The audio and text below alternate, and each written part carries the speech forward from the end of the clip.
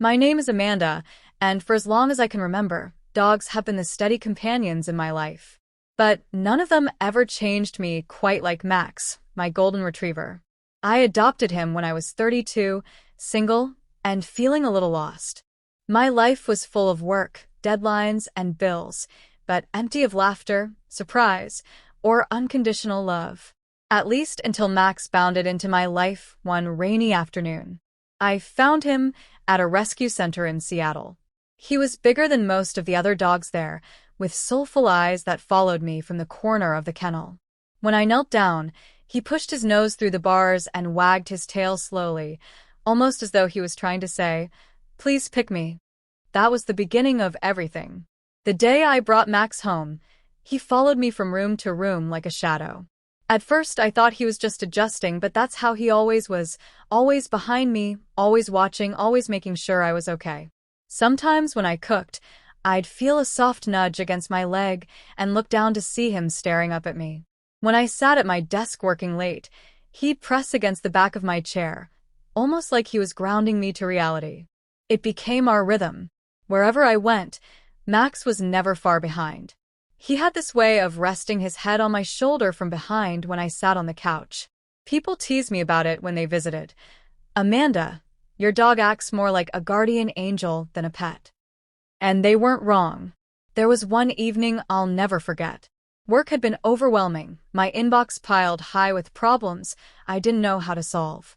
I sank onto the couch with my head in my hands, feeling the weight of everything pressing down. I didn't hear Max walk over, but suddenly I felt him behind me. He rested his head gently on my shoulder, breathing slowly, steadily, like he was telling me to match his calm. The tears that had been threatening to fall finally came, but for the first time, I didn't feel weak. I felt safe. Max had this instinct for emotions.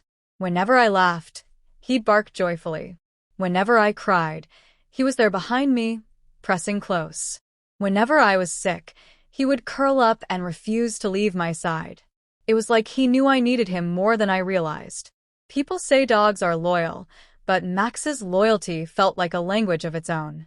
When my father passed away, Max walked behind me during the days I wandered aimlessly through the house. He sat quietly as I flipped through old albums, and when I'd stop to cry, he'd rest behind me, nudging gently, grounding me again. One winter, during a storm, the power went out. I was nervous because the winds howled outside and the windows rattled. I lit a candle and curled up in the living room. Max stayed behind me the whole night, pressing his warmth against me. Every time the thunder cracked, he nudged me as if to say, "I'm here." That night I realized something. He wasn't just following me. He was protecting me. Max even helped me open my heart to people again. A few years after adopting him, I met Daniel at the park. Daniel had a husky named Luna, and our dogs became instant friends. At first, I didn't think much of it, but soon enough, we were meeting at the park regularly. Daniel used to laugh when he saw Max right behind me, saying, "You've got your own little guardian angel." Over time, Daniel became part of my life, too.